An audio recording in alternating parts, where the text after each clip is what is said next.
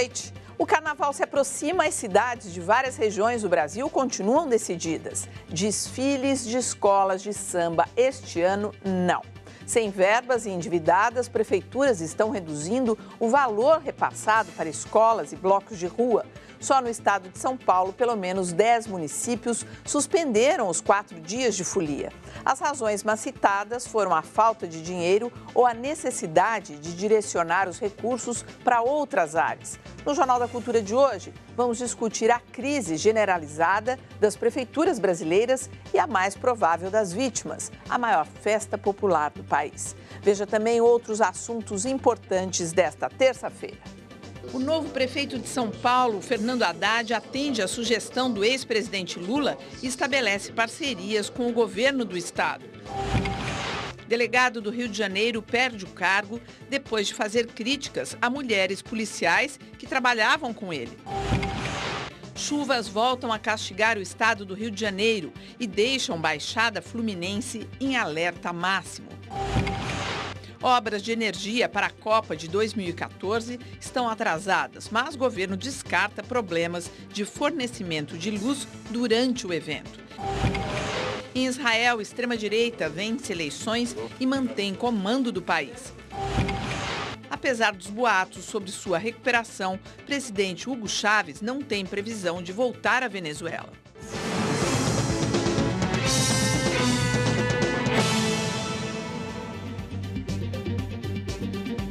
Participam do Jornal da Cultura desta terça-feira o professor da Faculdade de Medicina da USP, Paulo Saldiva, e o economista Fernando Sampaio.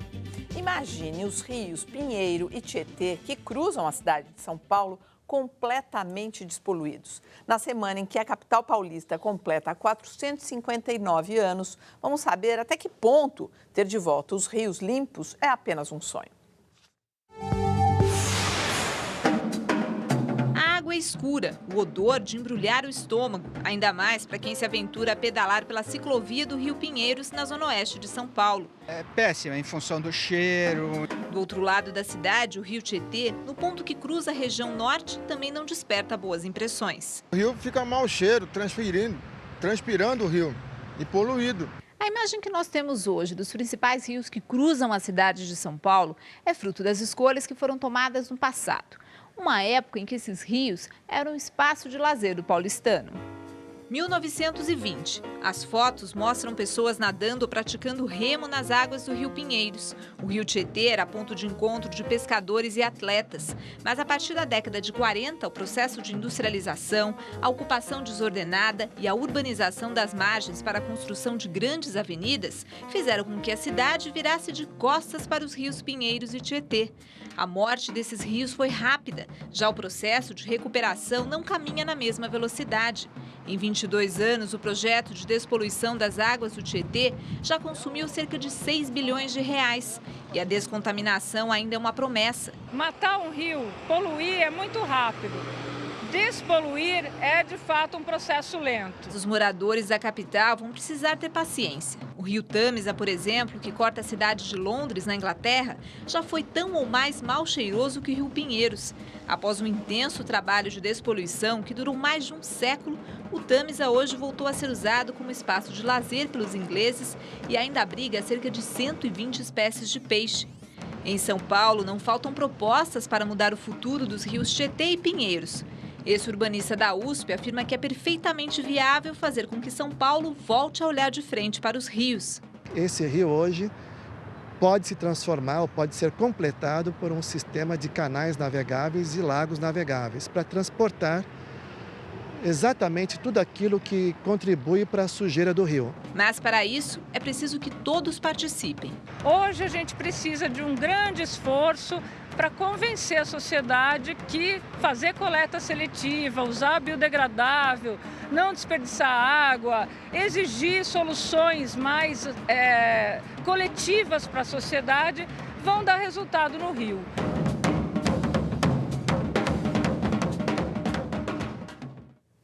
É paciência, como diz ali a repórter Juliana na matéria, e dinheiro para conseguir fazer tudo isso. Mais dinheiro do que paciência. Mais dinheiro do que foi gasto para poluir o rio, provavelmente. Não, o custo de você, o ganho que você teve ao você não ter que tratar esgoto, o rio foi retificado para que as avenidas fossem retas. Quer dizer, a gente pegou rios históricos, praticamente destruiu. Você não consegue chegar mais à margem do rio, porque tem várias pistas. Perdemos a chance de ter um parque linear. Perdemos a chance de você pegar as áreas que são inundação e transformar em lagos. Aliás, quando foi previsto o sistema da inversão do rio Pinheiros, com a construção da represa, já era previsto um sistema de eclusas para que você usasse esses rios para trazer mercadorias de grande porte. As eclusas, inclusive, algumas já foram feitas pelos ingleses no início do século XX. Quer dizer, não só o transporte dentro da cidade, da Zona Leste para a Zona Sul, era possível, mas como esse rio que podia trazer mercadorias e tudo mais, como você está dizendo. E, além de você poder transportar as pessoas por rio. Não, já pensou. Só que isso foi perdido porque a opção foi claramente, desde o tempo do Prestes Maia, a fazer, então, uma opção rodoviarista. E, com isso, a gente virou as costas para o rio. E, no momento que você vira as costas para o rio... Eu me lembro, quando o Lago de Ibirapuera começou a cheirar mal, houve uma pressão muito grande para fazer um tratamento de esgoto e não deixar transformar o lago numa latrina, que é exatamente hoje o que o Rio Tietê é. Então, quando você não usa mais o rio, a gente se desinteressou por ele. E hoje ele passou a ser nada. Houve até a proposta de tapar o rio, né? Lembra de um prefeito que queria... Como é o Tamanduateí. Como também foi feito. Então, imagina, você vai tapar o Rio Tietê, que é o rio que construiu, dali saiu uma grande parte da construção do território nacional. Então, isso mostra um desapego ambiental, cultural e, principalmente, uma perda de qualidade de vida de todos os paulistanos. Agora, pensando assim, de uma maneira... Fazendo um link aqui com a coisa boa da vida, quer dizer, é possível que esse rio volte para a gente. É possível, mas eu acho isso que vai custar muito dinheiro. Precisa de muita impaciência. Sei. Impaciência de dizer, olha, tem que começar, tem que acontecer. E paciência de saber que os resultados não são do dia para a noite. Tolerância zero com os dejetos, a sujeirama que vai para dentro do rio, não é isso? É o que está sendo proposto, a criação de 2 canais paralelos ao rio. Uns dutos, assim? Uns dutos, que vai ter um nome particular, porque ele vai transportar um tipo de produto, né? Que entendi, esgoto... Um esgotoduto, na forma polida, na língua culta. E aí, isso vai impedir que chegasse esgoto no rio, e esse esgoto, então, seria transportado para não chegar na calha do rio e para estações de tratamento de esgoto. Entendi. Então, com isso, você teria que construir 2 rios paralelos. Estes, sim, seriam poluídos em nome de preservar o rio principal. Mas isso foi feito no Tâmisa, por exemplo? Foi. O Tâmisa foi exatamente isso que foi feito. E isso envolve, então, isso pode ajudar a controlar a enchente, porque você não tem ideia do que encontra no rio. Tem uma engenheira da Escola Politécnica que estuda isso muito bem. Tem até Volkswagen, Fusca. Tem o Fusca Rolha, que entope parte de ponte. Joga-se tudo no rio. Então, há um desamor ao rio. É um lixão, né? É um lixão. Então, então vai ter que se construir, porque você não, mesmo que você trate todo o esgoto que está legalizado, você não vai conseguir tratar o ilegal. Então, aí você tem que simplesmente fazer uma barreira de contenção e levar para longe. Você é o atravessador, né, um atravessador do bem, assim. Você interdita que essa sujeira vá para o rio. E hoje completa 1 ano da reintegração de posse da área conhecida como Pinheirinho, lá em São José dos Campos, no interior de São Paulo. Quase metade das famílias que moravam lá no local passou a viver em condições de extrema pobreza. No dia 22 de janeiro do ano passado, o Pinheirinho foi palco de uma das mais polêmicas ações de reintegração de posse do país. A desocupação e posterior destruição de todas as casas erguidas no local atendeu a uma ordem da Justiça em benefício da massa falida da empresa Selecta Comércio e Indústria S.A., que pertence ao empresário Naginarras. Na ação, cerca de 2.000 policiais militares retiraram 8.000 pessoas que viviam no local desde 2004. Não houve tempo de reação e os moradores foram surpreendidos pela tropa de choque. Um ano depois, o terreno continua abandonado porque a Selecta deve impostos para o município e para a União. As pessoas afetadas moveram mais de 1.000 ações de danos morais e materiais contra o Estado, a Prefeitura e a massa falida da Selecta. As ações estão ainda em fase de citação e a Defensoria Pública do Estado deve divulgar até o fim deste mês um relatório sobre a situação. Entre as reclamações, consta que a Polícia Militar atirou bombas de efeito moral nas casas. Segundo a Prefeitura de São José dos Campos, o auxílio aluguel de R$ 500 continua sendo pago às famílias afetadas pela desocupação e não tem um prazo para terminar. A Prefeitura e o Governo do Estado de São Paulo negociam a construção de um conjunto habitacional em convênio com a Caixa Econômica Federal para abrigar as pessoas que moravam no Pinheirinho. Puxa, um ano já, hein? Poderia ter dado um start na construção desse condomínio habitacional. Podia já estar construído, né? Um ano dá para construir com certeza. Então, a pressa que houve para tirar as famílias com violência e essa falta de pressa para amenizar as dificuldades dessas famílias que ficaram sem teto e já eram famílias de pouquíssimos recursos é simplesmente assustador. Eu só queria lembrar, quando você vê a imagem, tem arruamento, tem poste de luz. Não foram os moradores que fizeram isso. Foi alguma entidade pública que, inclusive, criou condições para consolidar uma comunidade ali. Como na encosta da Serra do Mar. Exatamente. Então, tem houve tudo. digamos, e como aconteceu nas margens da Billings, da Guarapiranga. Ah, sim. Que se estimulou através... Porque muita gente ganhou voto com isso e depois vira as costas na hora que a coisa aperta. E, ao mesmo tempo, é um dinheiro público que estava tendo um serviço e que agora foi sucateado. Então, realmente, tem muita coisa a ser corrigida. Esse processo é muito, muito preocupante. E o prefeito de São Paulo, Fernando Haddad, atendeu a sugestão do ex-presidente Lula e começou a propor parcerias com o governo do estado.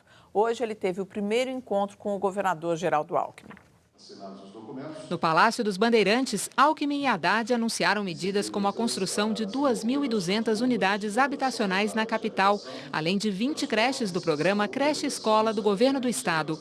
Outra parceria envolve a implantação de um corredor de ônibus na Avenida Jacu Pêssego, zona leste da capital. Também foram assinados convênios nas áreas de educação e segurança. O prefeito Fernando Haddad disse que essa foi a primeira de uma série de reuniões que pretende ter com o governador Geraldo Alckmin. Foi uma reunião de trabalho positiva e para nós é uma alegria receber o prefeito Fernando Haddad, a sua equipe na semana de aniversário de São Paulo.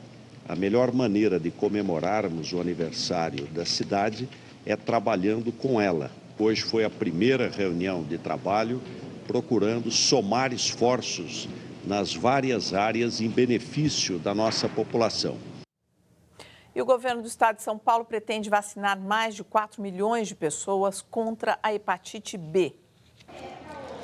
A vacina está disponível em todos os postos de saúde do estado. O objetivo é imunizar a população entre 15 e 29 anos. A hepatite B é transmitida pelo vírus VHB, que infecta as células do fígado. Essas células podem ser agredidas pelo VHB diretamente ou pelas células de defesa, que para combater o vírus acabam causando um processo inflamatório crônico. A doença é transmitida da mãe para o feto na gravidez, durante e após o parto, através de pequenos ferimentos. O contágio também acontece pelo uso de drogas injetáveis, transfusões de sangue e por meio de relações sexuais sem proteção.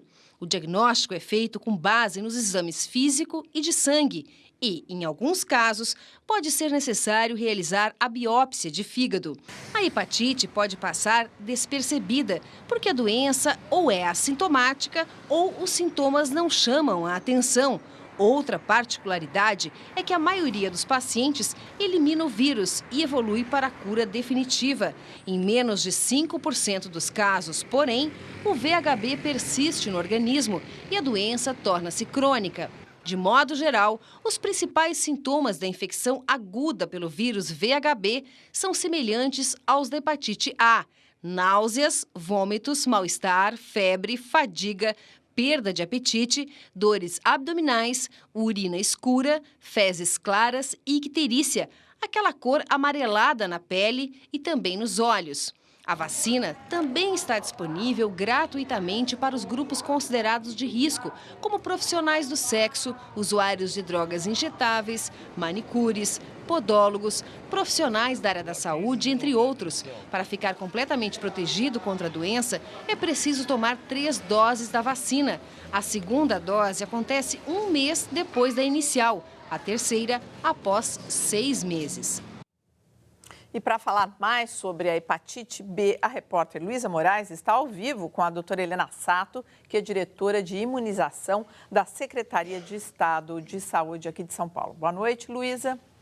Boa noite, Polly. Em caso de contato com o vírus, o risco de contrair a hepatite B é até 100 vezes maior do que pelo contágio do vírus HIV. Em São Paulo, no estado, até 2 de cada 100 paulistas têm a forma crônica da doença. Doutora Helena, boa noite. Por que o público-alvo, o foco dessa campanha, são pessoas entre 15 e 29 anos e nessa época do ano? Há alguns anos, a Secretaria do Estado tem feito uma força-tarefa para estimular e incrementar as nossas coberturas vacinais contra a hepatite B. É importante deixarmos claro que essa vacina está disponível em qualquer posto de saúde do país para todas as pessoas de 0 a 29 anos de idade. No estado de São Paulo, avaliamos que a cobertura vacinal de 15 a 29 está em 67%. Abaixo de 15 anos, as nossas coberturas são excelentes, superiores a 95%.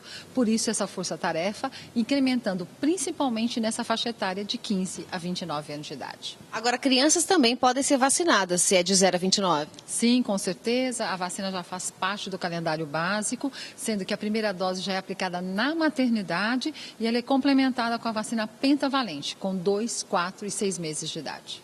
Doutora Helena, uma coisa que gera muita confusão, às vezes as pessoas tiveram algum tipo de hepatite e não sabem nem explicar qual foi. Qual é a diferença da hepatite B para as hepatites, por exemplo, A e C? Bom, é importante esclarecermos que a hepatite A, de que modo uma pessoa pode se infectar pelo vírus da hepatite A? Através de contato com fezes contaminadas pelo vírus. E o que está acontecendo com a hepatite A? De um modo geral, há tempos passados, a hepatite A acometia mais crianças, mas com a melhoria do saneamento, ela tem acometido mais quem? Adolescentes, adultos jovens. E a hepatite B, é importante esclarecer que temos uma vacina adequada, e a hepatite C, através de contato com sangue contaminado. Muito obrigada, doutora Helena. Então, é só procurar um posto de saúde. Polly. Obrigada, Luísa. Eu vou aproveitar aqui, Saldiva, porque eu fiquei sem entender uma coisa. Por que a hepatite A, quem está mais exposto é o jovem, né, que ela falou?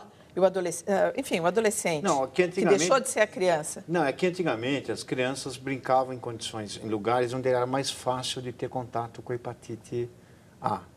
Como melhorou o saneamento, você só vai ter chance de encontrar o vírus mais tarde.